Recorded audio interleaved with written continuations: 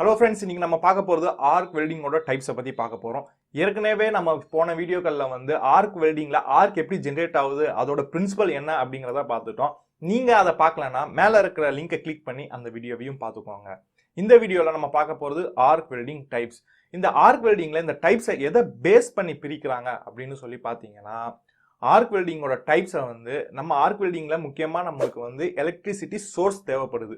அந்த சோர்ஸ்ல இருந்து நம்மளுக்கு கரண்ட் வரும் இல்லையா, அந்த கரண்ட்ல வந்து எலக்ட்ரான் ஃப்ளோ ஆகும். இந்த எலக்ட்ரான் எந்த டைரக்ஷன்ல ஃப்ளோ ஆகுதோ அதை பேஸ் பண்ணி தான் இந்த டைப்ஸை வந்து பிரிச்சிருக்காங்க. முதல்ல பிரிச்ச வகை அப்படின்னு பார்த்தீங்கன்னா ஏசி கரண்ட், அதாவது ஆல்டர்னேட்டிவ் கரண்ட். இந்த சோர்ஸ் நம்ம ஆர்க் வெல்டிங்ல யூஸ் பண்ணோம்னா அது வந்து ஆல்டர்னேட்டிங் கரண்ட் ஆர்க் வெல்டிங் அப்படின்னு சொல்லி அழைக்கப்படுது. அதுக்கப்புறம் பார்த்தீங்கன்னா அடுத்தது டைரக்ட் கரண்ட். இந்த டைரக்ட் கரண்ட்டையே வந்து ரெண்டு வகையா பிரிச்சிருக்காங்க. அதில் முதல் வகை பார்த்தீங்கன்னா எலக்ட்ரான் வந்து முதல்ல எலக்ட்ரோட் வழியா போயிட்டு அதுக்கப்புறம் ஒர்க் பீஸுக்கு போயிட்டு அதுக்கப்புறம் மறுபடியும் இந்த சோர்ஸ்ல வந்து சேர்ற இந்த டைரக்ஷனை வந்து டைரக்ட் கரண்ட் ஸ்ட்ரைட் பொலாரிட்டி அப்படின்னு சொல்லி அழைக்கிறாங்க. இதுக்கப்புறம் டைரக்ட் கரண்ட் ரிவர்ஸ் பொலாரிட்டி. இதுல எப்படி எலக்ட்ரான் ஃப்ளோ ஆகுதுன்னு பார்த்தீங்கன்னா, முதல்ல சோர்ஸ், அதாவது எலக்ட்ரிக் சோர்ஸ்ல இருந்து நம்மளுக்கு ஒர்க் பீஸ் வழியா முதல்ல போயிடும். அதுக்கப்புறம் தான் அது எலக்ட்ரோடுக்கு போயிட்டு அதுக்கப்புறம் மறுபடியும் வந்து அந்த சோர்ஸ்லயே ஜாயின் ஆயிடும் இந்த எலக்ட்ரான். ஸோ இதை பேஸ் பண்ணி வர எல்லா ஆர்க் வெல்டிங்கையும் direct current reverse polarity arc welding அப்படின்னு சொல்லி அழைக்கப்படுது. ஸோ இந்த மாதிரி மூணு வகையா பிரிச்சிருக்காங்க. இந்த மூணு வகையிலையும் இருக்கிற வித்தியாசம் அப்படின்னு பார்த்தீங்கன்னா, நம்மளுக்கு எவ்வளோ பெர்சன்டேஜ் ஆஃப் ஹீட்டு எலக்ட்ரோடுக்கும் எவ்வளோ பெர்சன்டேஜ் ஆஃப் ஹீட்டு ஒர்க் பீஸுக்கும் போகணும் அப்படிங்கிறத முடிவு செய்யறது வந்து இந்த மூணு வகையிலையும் வெவ்வேறா இருக்கும். ஸோ இதை பேஸ் பண்ணி தான் ஆர்க் வெல்டிங்கை வந்து மூணு வகையா பிரிச்சிருக்காங்க. நம்ம இந்த வீடியோலயே ஒவ்வொரு வகையை பத்தி டீட்டெயிலா பார்ப்போம். அதுல வந்து இருக்கிற வித்தியாசங்களை பத்தியும் அதோட பிரின்சிபலை பத்தியும் பார்க்கலாம். நம்ம முதல்ல ஆல்டர்னேட்டிங் கரண்ட் ஆர்க் வெல்டிங்கை பத்தி பார்த்துருவோம். இந்த ஆல்டர்னேட்டிங் கரண்ட் ஆர்க் வெல்டிங்ல பார்த்தீங்கன்னா நம்மளோட எலக்ட்ரிக்கல் சோர்ஸ் வந்து ஒரு ஆல்டர்னேட்டிங் கரண்டா இருக்கும். ஸோ இந்த ஆல்டர்னேட்டிங் கரண்ட்ல நம்மளுக்கு தெரிய வேண்டிய டேர்ம்ஸ்னு பார்த்தீங்கன்னா ஃப்ரீக்வன்சியும் டைம் பீரியட்னா என்னன்னு தெரியணும். முதல்ல ஃப்ரீக்வன்சினா என்னன்னு பார்த்துருவோம். ஃப்ரீக்வன்சினா ஒரு செகண்டுக்கு நம்மளோட கரண்ட் எத்தனை தடவை அதோட டைரக்ஷனை சேஞ்ச் பண்ணுதோ அதை தான் நம்ம ஃப்ரீக்வன்சின்னு சொல்லி அழைப்போம். இப்போ அடுத்தது பார்த்தீங்கன்னா நம்மளோட கரண்ட் இந்த டயக்ராம்லேயே நீங்கள் பார்த்தீங்கன்னா உங்களுக்கே தெரியும், நம்மளோட கரண்ட் வந்து ஃப்ளோ ஆகிற டைரக்ஷன். கரண்ட் எப்படி ஃப்ளோ ஆகும்? எலக்ட்ரானுக்கு ஆப்போசிட் டைரக்ஷனில் தான் கரண்ட் ஃப்ளோ ஆகும். அதனால நான் இந்த டயக்ராமில் வந்து எலக்ட்ரான் எந்த டைரக்ஷனில் ஃப்ளோ ஆகுது அப்படிங்கிறத காமிச்சிருப்பேன். அதுக்கான காரணம் என்னன்னா, எலக்ட்ரானால தான் நம்மளுக்கு வந்து ஆர்க் ப்ரொடியூஸ் ஆகும். எப்பவுமே வந்து எலக்ட்ரான் தான் ஒரு எலக்ட்ரிக்கல் சர்க்கியூட்ல வந்து ஃப்ளோ ஆகக்கூடிய ஒரு சப்ஸ்டன்ஸ் இல்லை மெட்டீரியல்னு சொல்லிக்கலாம். இப்போ எலக்ட்ரான் வந்து எந்த டைரக்ஷன்ல ஃப்ளோ ஆகுது பார்த்தீங்கன்னா, உங்களுக்கு கொஞ்சம் நேரத்துக்கு வந்து இது வந்து எலக்ட்ரோட் வழியா போயிட்டு ஒர்க் பீஸுக்கு போயிட்டு அப்புறம் சோர்ஸுக்கு வரும். அடுத்த கொஞ்ச நேரத்துல பார்த்தீங்கன்னா அப்படியே அதோட டைரக்ஷனை சேஞ்ச் பண்ணிட்டு ஒர்க் பீஸுக்கு போயிட்டு எலக்ட்ரோடுக்கு போயிட்டு சோர்ஸுக்கு வரும். இந்த மாதிரி அதோட டைரக்ஷன் வந்து சேஞ்சஸ் ஆகிட்டே இருக்கும். இப்போ இந்த சேஞ்சஸ் ஆகிற டைரக்ஷன் பார்த்தீங்கன்னா ஃபார் எவ்ரி 0.01 செகண்டுக்கு வந்து இந்த எலக்ட்ரானோட டைரக்ஷன் வந்து சேஞ்சஸ் ஆகிட்டே இருக்கும். இதை எப்படி கால்குலேட் பண்ணாங்க அப்படின்னு பார்த்தீங்கன்னா ரொம்ப சிம்பிளுங்க. டைம் பீரியட் அதை கால்குலேட் பண்ண போது நம்மளுக்கு இந்த டைமிங் கிடைச்சிரும். ஸோ டைம் பீரியடை கால்குலேட் பண்ணுறதுக்கு நம்ம வந்து ஃபிசிக்ஸ்லேயே ஒரு ஃபார்முலா இருக்கு. Time period is equal to 1 divided by frequency. So இதை வச்சு தான் இதை பேசிக்கலாக கால்குலேட் பண்ணுவாங்க. இப்போ இந்த டைரக்ஷன் வந்து சேஞ்சஸ் ஆகிறதுனால நம்மளுக்கு என்ன யூஸ் அப்படின்னு சொல்லி பார்த்தீங்கன்னா, நம்ம ஏற்கனவே போன வீடியோக்களில் பார்த்தோம், இந்த ஆர்க்கை வந்து ப்ரொடியூஸ் ஆகிறதுக்கு முக்கியமான காரணம் வந்து எலக்ட்ரான் ஃப்ளோ ஆகி ஒரு சப்ஸ்டன்ஸ் மேலே இம்பிஞ்ச் ஆகும் போது தான் நமக்கு ஆர்க் ப்ரொடியூஸ் ஆகுது அப்படிங்கிறத பார்த்தோம். இப்போ முதல்ல வந்து இந்த எலக்ட்ரோட் வழியா பாஸ் ஆகி ஒர்க் பீஸ்ல இம்பிஞ்ச் ஆகும் போது நம்மளுக்கு வந்து எங்க ஹீட் ப்ரொடியூஸ் ஆகும்னு பார்த்தீங்கன்னா ஒர்க் பீஸ்ல தான் ப்ரொடியூஸ் ஆகும். ஏன்னா ஒரு பொருள் எது மேல வேகமா போய் இடிக்குதோ இல்ல கொல்யூஷன் நடக்குதோ அந்த இடத்துல தான் நம்ம ஹீட் ப்ரொடியூஸ் ஆகும். இந்த முதல் ப்ராசஸ்ல பார்த்தீங்கன்னா முதல் இடத்துல பார்த்தீங்கன்னா எலக்ட்ரான் வந்து எலக்ட்ரோட் வழியா போயிட்டு ஒர்க் பீஸ் மேல ஹிட் பண்றதுனால நம்மளுக்கு ஒர்க் பீஸ்ல தான் ஹீட் கிடைக்கும்.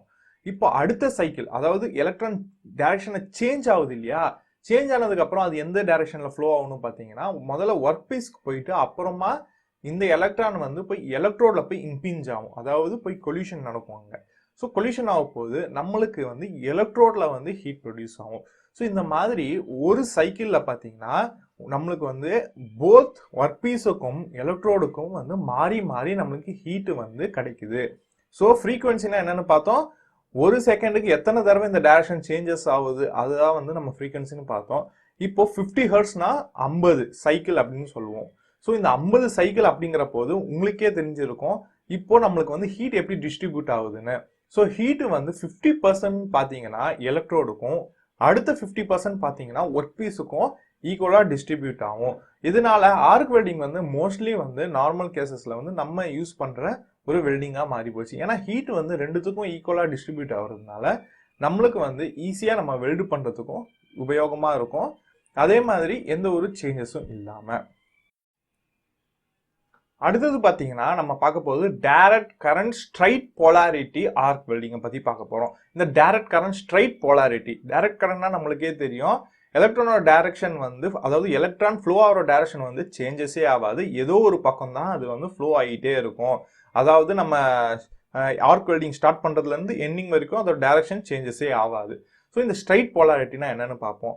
ஸ்ட்ரைட் போலாரிட்டினா நம்ம எலக்ட்ரானோட டைரக்ஷன் வந்து முதல்ல வந்து எலக்ட்ரோடுக்கு போயிட்டு அப்புறமா ஒர்க் பீஸ்க்கு பாஸ் ஆகி அதுக்கப்புறம் மறுபடியும் சோர்ஸ்க்கு வந்து சேரும். இந்த டைரக்ஷனை தான் வந்து ஸ்ட்ரைட் போலாரிட்டின்னு சொல்லி நம்ம அழைக்கப்படுது. இப்போ வந்து பார்த்தீங்கன்னா இந்த ஸ்ட்ரைட் போலாரிட்டியில் என்னெல்லாம் யூசஸ் அப்படின்னு சொல்லி பார்ப்போம்.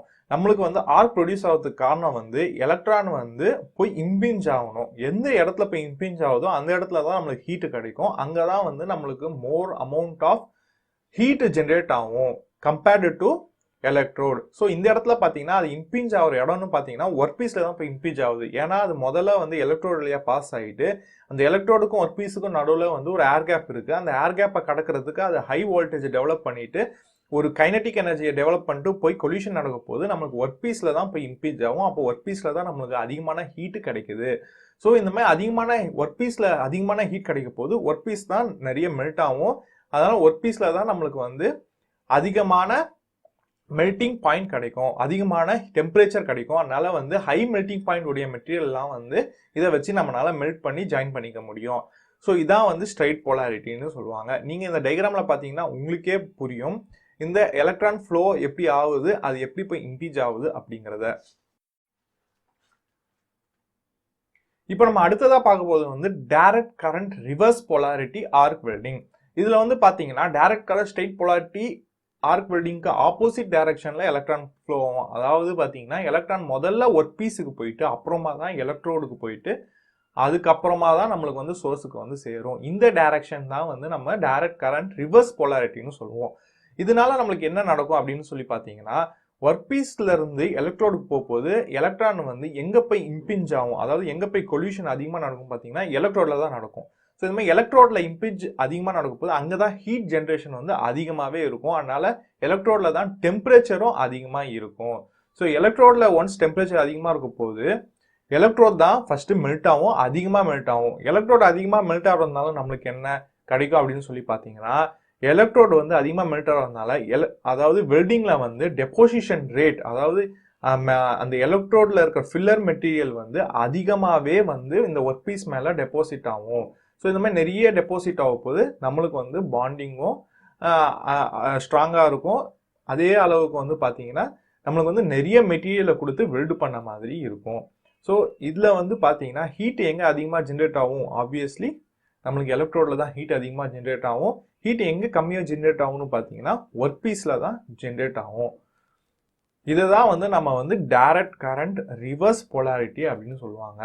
இதை வந்து நீங்கள் இங்கே இருக்கிற டைகிராமில் பார்த்தீங்கன்னா இந்த அனிமேஷனில் பார்த்தீங்கன்னாலே உங்களுக்கு அழகாக புரியும்.